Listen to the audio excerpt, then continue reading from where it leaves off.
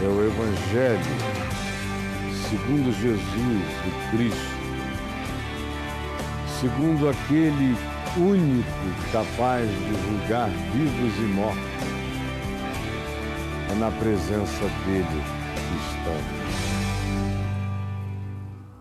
Hoje, Mateus, capítulo 7, ele fala, Jesus fala e diz a todos os seres humanos, diz a todas as criaturas, especialmente a mim: não julgueis, para que não sejais julgados, porque o critério desse julgamento voltará sobre você, pois o critério com que julgardes sereis julgados, e com a medida com que tiverdes medido os outros, vos medirão também. Porque vês o argueiro,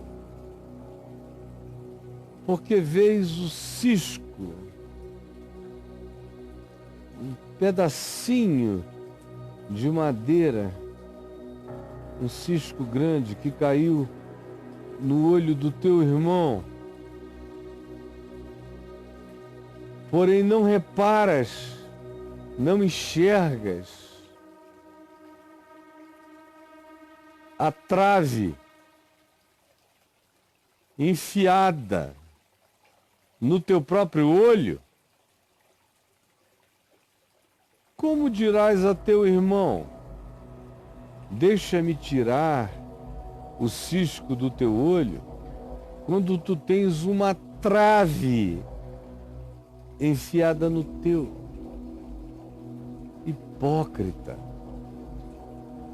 tira primeiro a trave do teu olho, e então tu verás claramente, para então poderes tirar o argueiro, o cisco do olho do teu irmão. Tira a monstruosidade da tua vida, do teu olhar. E aí tu terás melhor chance de ao teu irmão ajudar. Não julgueis. É possível isto? De que julgamento Jesus está falando? Nós não podemos viver sem julgamento, sem julgar, sem juízo, porque nós habitamos um mundo desajuizado e injusto. É para isso que nós temos magistrados e juízes. É também por isso que nós temos leis, constituições estabelecidas, pactos sociais que definem o escopo, o espectro do que a gente chama de Estado, com todas as suas instituições de regulação, de estímulo e de juízo. Você tem as que executam, você tem as instituições que legislam, você tem as instituições que julgam. Sob isso você constrói uma sociedade, um Estado. E se você for membro de um grupo social saudável, isso não vai sofrer golpes nem alterações, manter-se-á estável e crescentemente melhor. E o que decorre desse tipo de Estado é a certeza de que haverá cada vez menos erro no pronunciamento dos juízos, das definições e dos julgamentos. De um bom Estado se espera que a legislação melhore, que a execução seja harmônica com o processo legislado e que a justiça se aperfeiçoe sempre na direção de promover o bem social e a segurança da maioria, ou de todos os grupos representados na sociedade, e não apenas privilegiando minorias de interesse de conchavo. Mas sem essa natureza de juízo, nenhuma sociedade sobrevive. E as instituições precisam de regulamentações, precisam de padronizações, precisam de regimentos. E além disso, famílias que normalmente conseguem prosseguir como famílias, mesmo com problemas de família, mas conseguem vencê-los,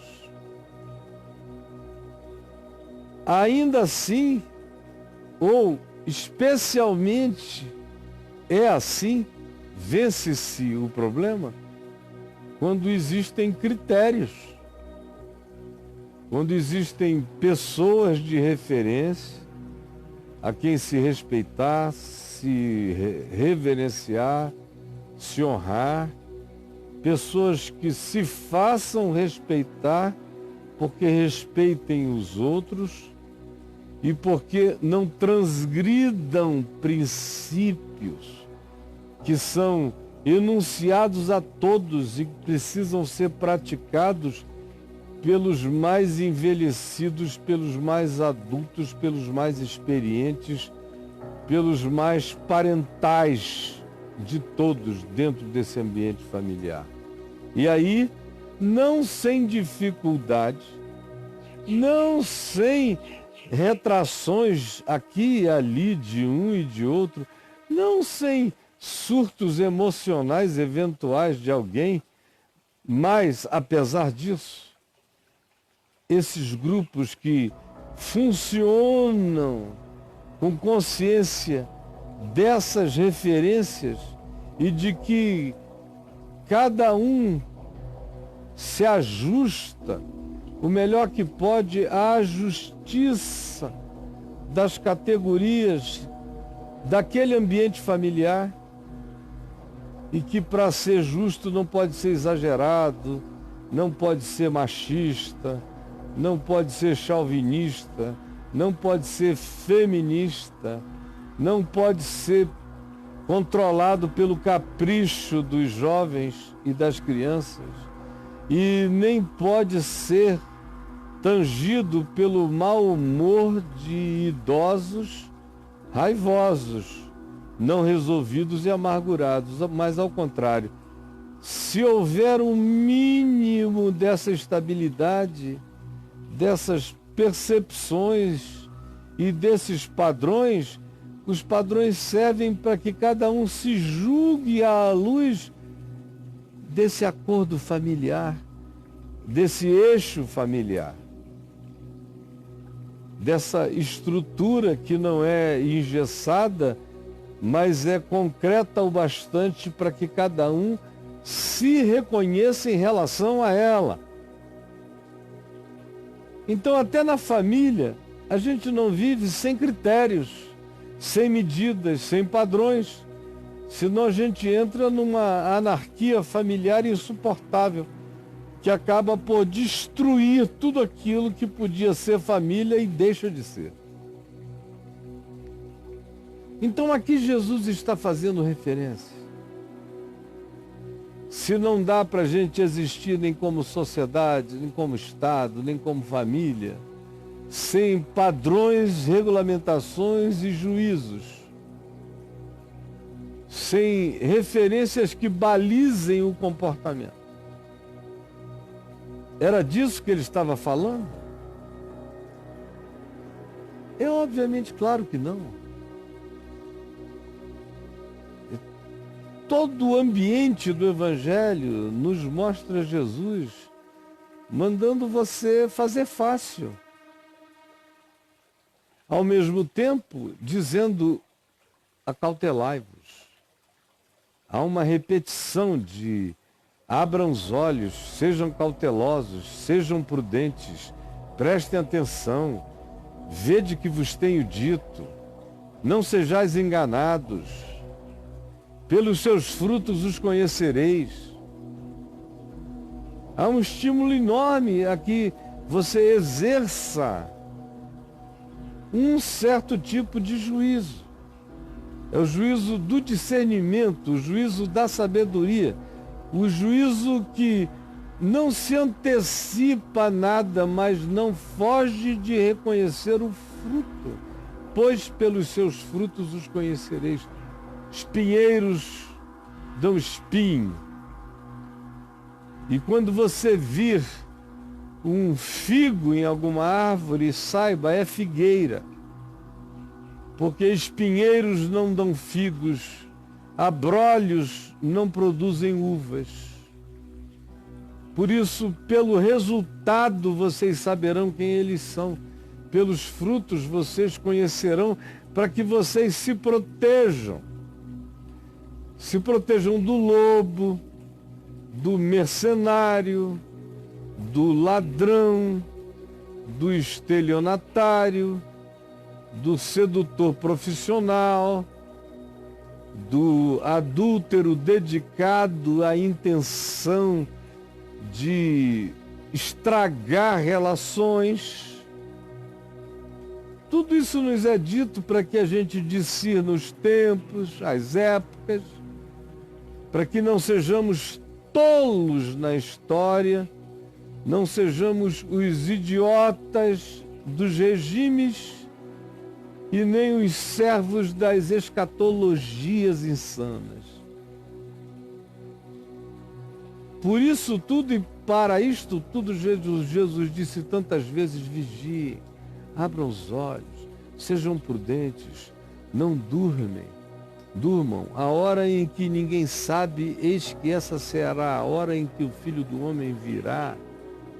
Não se impressionem com gente que diz Senhor, Senhor, porque nem todo que me diz Senhor, Senhor, tem a ver comigo ou entrará no meu reino.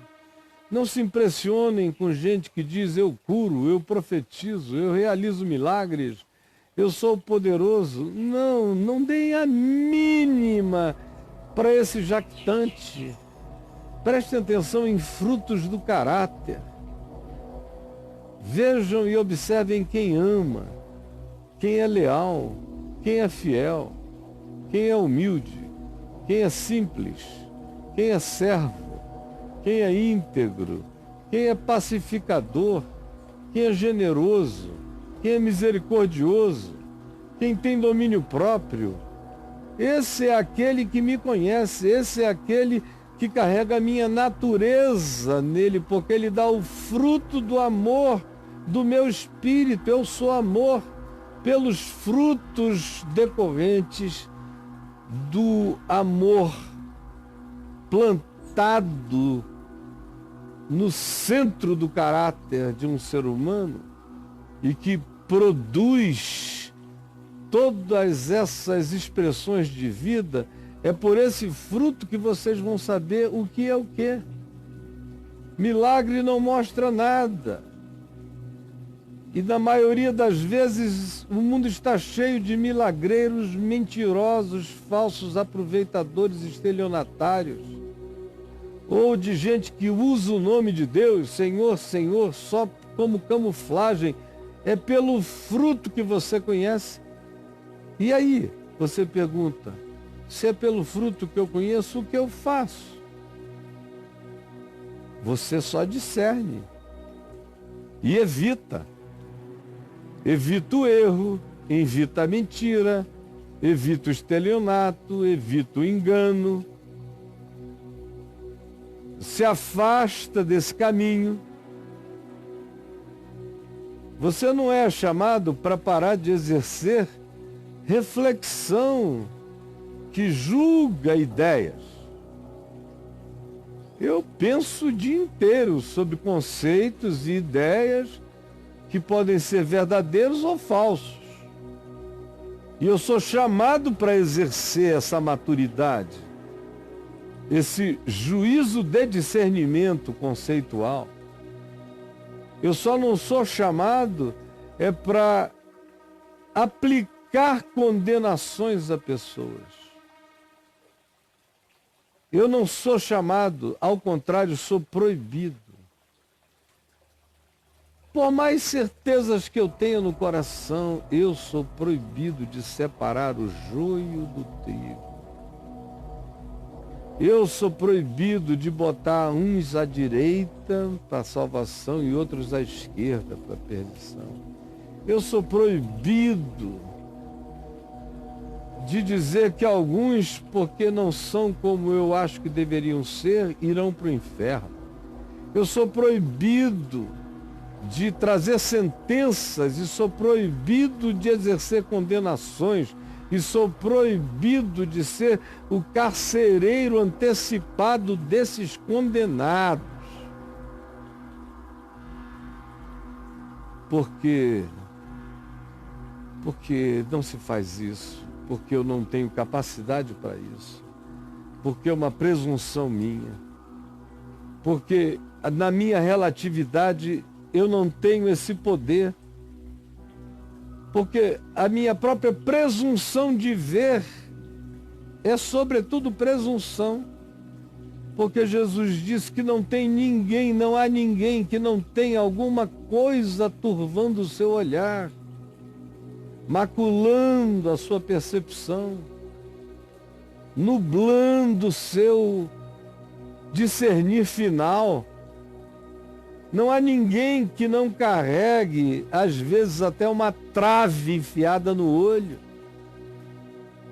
e que consegue daqui olhar um cisco no olho de um irmão, mas não consegue ver a trave enfiada direto no seu próprio olho, lá no fundo. Não julgue, porque você não tem capacidade, você não tem olhar, você não tem visão. Você, no máximo, pode ver os frutos óbvios de uma certa produção para se defender ou para acolher com a alegria calma de quem vai provando para ver se é aquilo mesmo. Mas exercer o juízo que separa, que condena, que destina, não, porque o exercício disso vai colocar você numa situação infinitamente pior. O pior do teu irmão, na maioria das vezes, ainda é melhor do que a tua presunção de visão. O pior do teu irmão é infinitamente melhor do que a trave enfiada no meio do teu olho. Não faça isso, é loucura. Nunca destine ninguém para lugar nenhum. Você corre o risco de, em assim fazendo, estar também se autodestinando. Não julgue para que você não seja julgado. E o critério é o mesmo.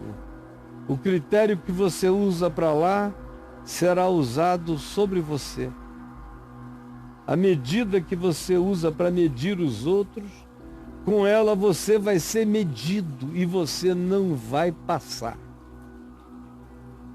Você vai pesar mais do que pensava e vai ultrapassar nos seus excessos aquilo que você nem imaginava. Por isso, cuida de ti. Tira a trave do teu olho.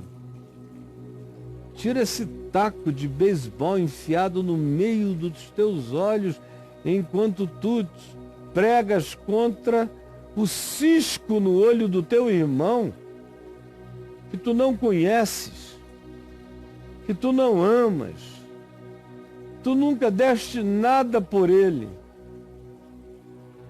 E mesmo que um dia tu tivesses dado, não faças isso para que isso não volte como uma medida que certamente voltará contra você, sem dizer que frequentemente você é mais cego do que o teu irmão com olho turvo.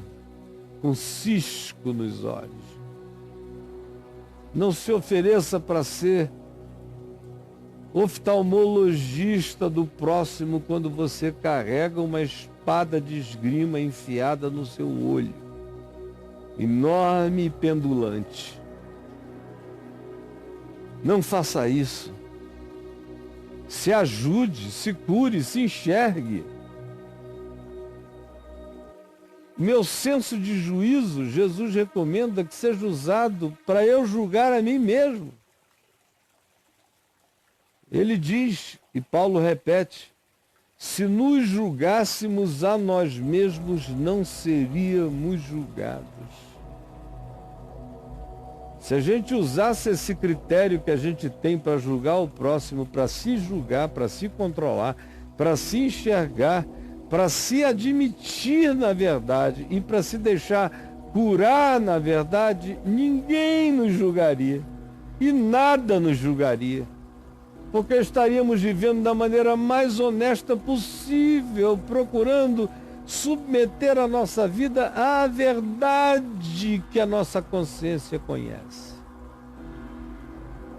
Jesus disse, conheça a verdade para você, não para o seu próximo.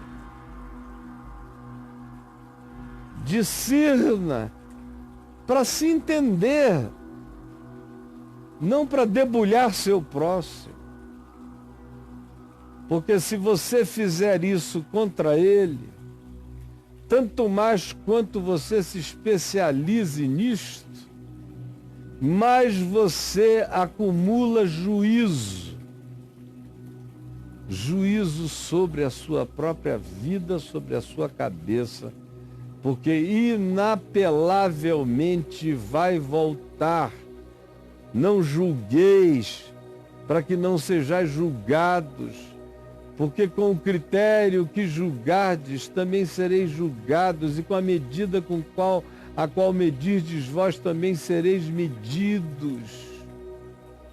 Não te ponhas a buscar ciscos na vida do teu irmão, ou mesmo que sejam camelos, estão na vida dele. Quanto a ti, te enxerga e olha a trave no teu olho.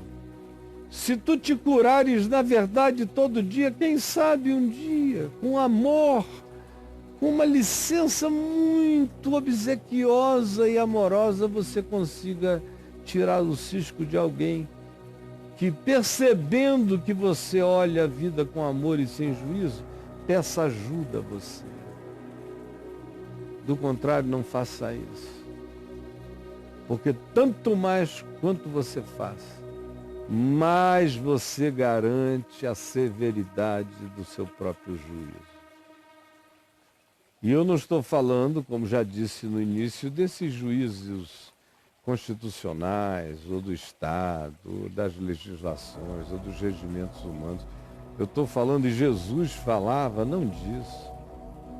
Ele está falando de juízos morais, juízos éticos, juízos escatológicos, juízos que destinam os homens para a danação, ou que separam homens, ou que criam supremacismos e separatismos.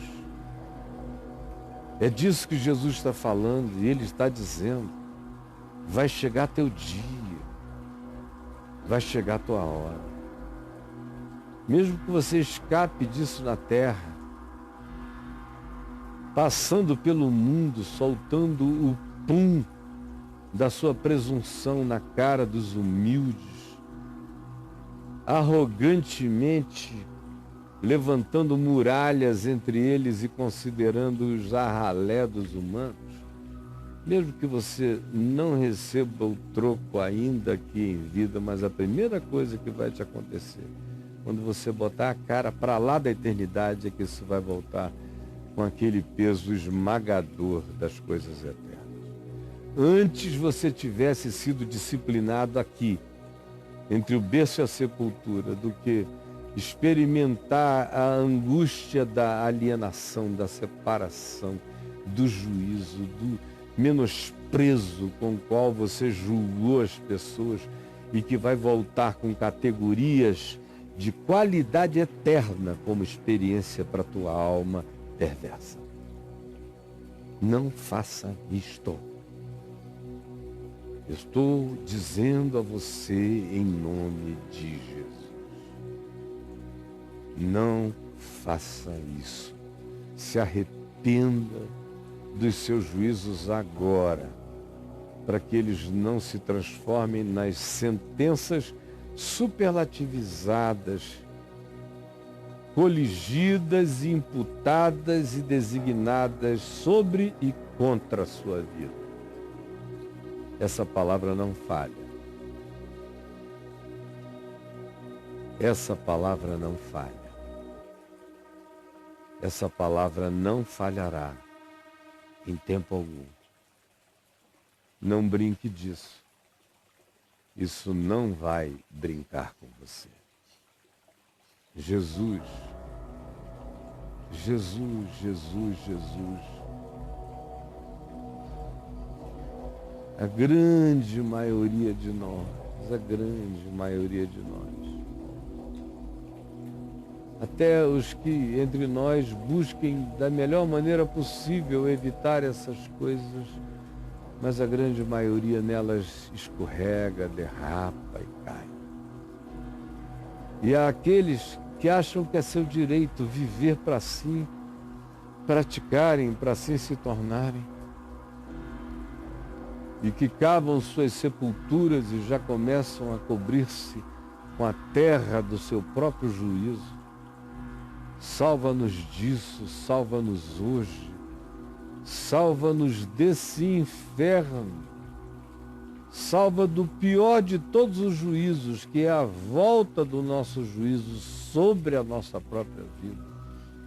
Porque, como tu disseste, de cada palavra, ato, ação ou omissão, frívolos, que pronunciarmos ou realizarmos, disto tudo daremos conta no dia do juízo. No dia da luz, inescapável e inadiável. Dia pelo qual cada um de nós atravessará. Ajuda-nos a nos julgarmos hoje e a nos deixarmos julgar pelo Evangelho, para que sejamos curados ainda no caminho, para que não tenhamos que conhecer o inferno como disciplina. Porque tendo andado e andado com todas as oportunidades do perdão e da graça, preferimos ser os atormentadores dos diferentes. Salva-nos da nossa própria soberba de julgar, que é nojenta e que é insuportável. É o que eu te peço que tu realizes no meu coração e no coração de cada um que me ouve hoje, ouvindo a voz de Jesus, porque tu falas, Senhor. É o que eu te peço. Em teu nome. Amém.